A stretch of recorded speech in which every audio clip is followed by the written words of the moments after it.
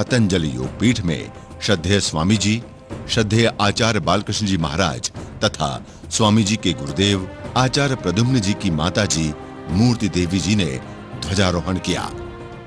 आज ध्वजारोहण के इस पवित्र अवसर पर श्रद्धेय गुरुदेव पूज्य आचार्य प्रद्युम्न जी की माता श्री भी हमारे बीच में है। वो भी आज के इस ध्वजारोहण में हमारे मध्य में है। यह हमारा बहुत बड़ा सौभाग्य, माता श्री इस कार्य में हमारे साथ में हो।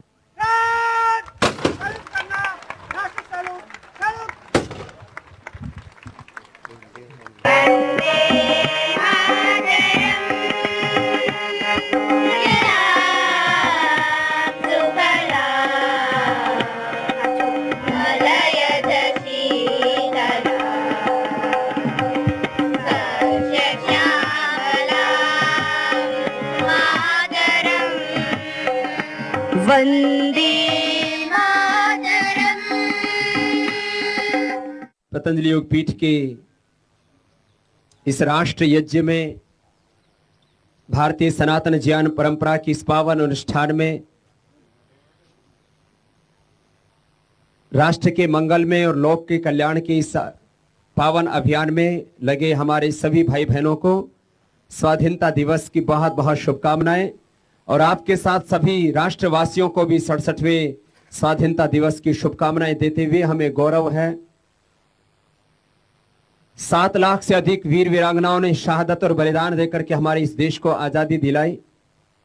लेकिन दुर्भाग्य है कि आज हमारे देश के प्रधानमंत्री ने जिन 7 लाख से अधिक वीर वीरांगनाओं की बदौलत इस देश को आजादी मिली, स्वाधीनता दिवस पर उनको याद करने की भी, उनके प्रति कृतज्ञता प्रकट करने की भी, उनके प्रति अपनी श्रद्धांजलि अर्पित करने की भी नहीं सूझी।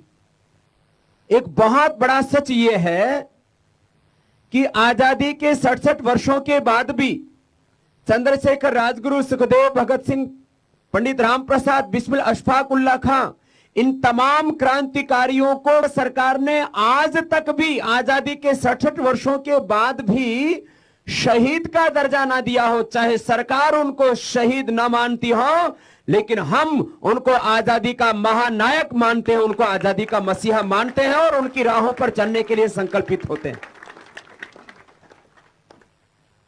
कोई देश अपने वीर वीरांगनाओं की शहादत और कुर्बानी को कैसे भूल सकता है? लेकिन इस देश की सरकारें भूल गई।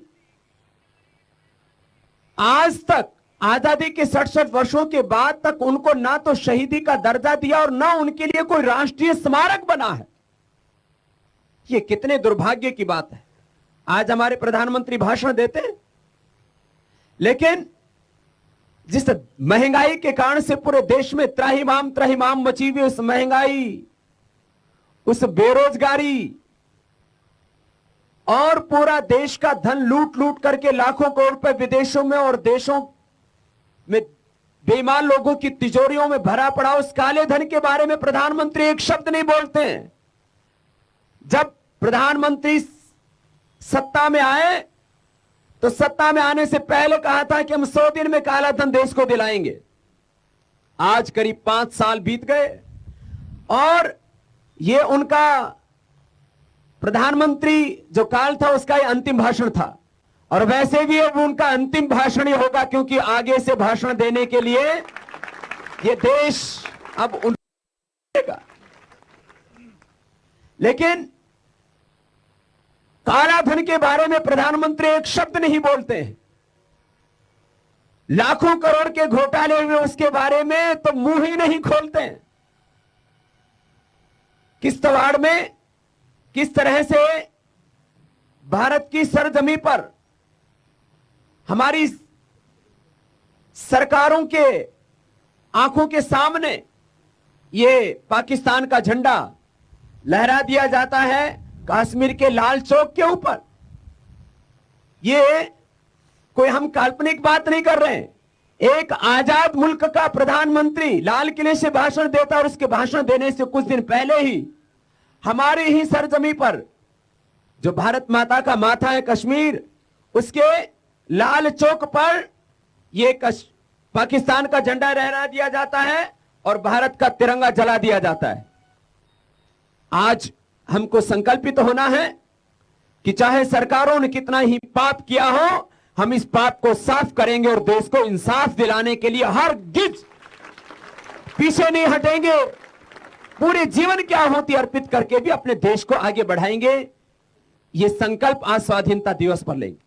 लगता है हमारे देश के प्रधानमंत्री एक नौकरशाह की तरह बर्ताव करते हैं। ये देश के लोकतंत्र का बहुत बड़ा अपमान है। इससे ज्यादा निराशाजनक भाषण देश के किसी प्रधानमंत्री का नहीं रहा जो आज आदरणीय मनमोहन सिंह जी ने दिया। तो इस लुटेरे खानदान से देश को मुक्ति मिले, उसके लिए सब लोग वोट करें और राजनीति की खोट को दूर करके एक आदर्श राजनीतिक व्यवस्था कायम करने के लिए भ्रष्टाचार मुक्त भारत, भ्रष्ट व्यवस्था से मुक्त भारत, काले धन से मुक्त, घोटालों से मुक्त भारत, इसके लिए स्वाधीनता दिवस पर सब संकल्प लें।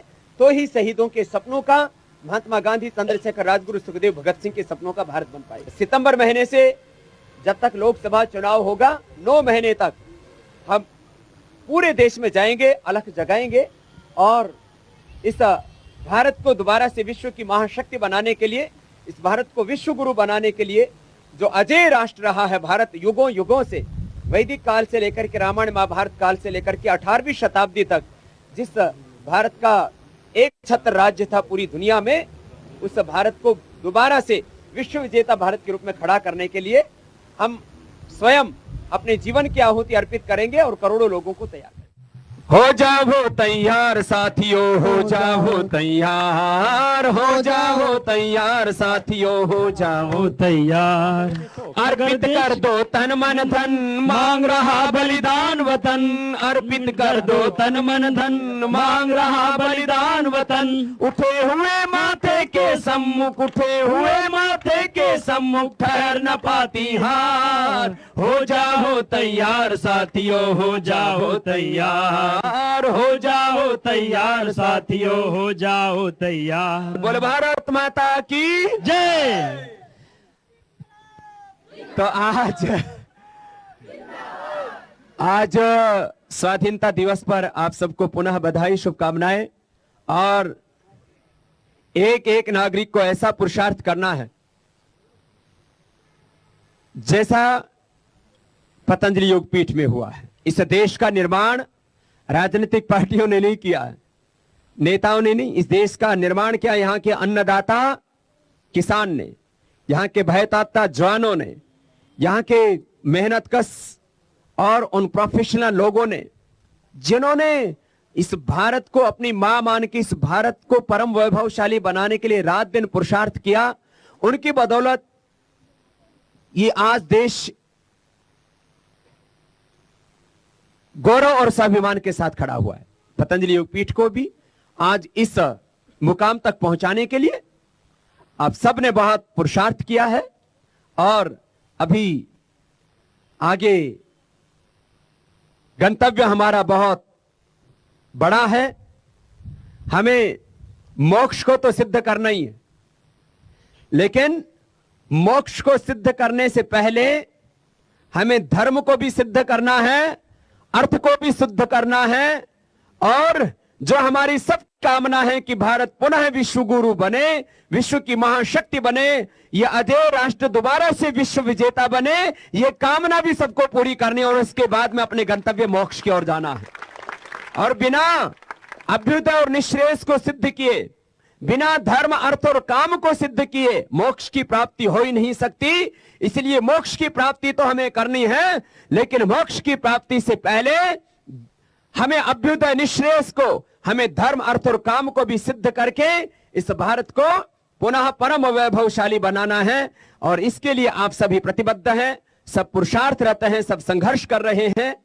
और ये पतंजलि योगपीठ का इतना बड़ा सृजन, जिससे आज करोड़ों करोड़ों लोगों के जीवन में नई आशा, नया विश्वास आया है।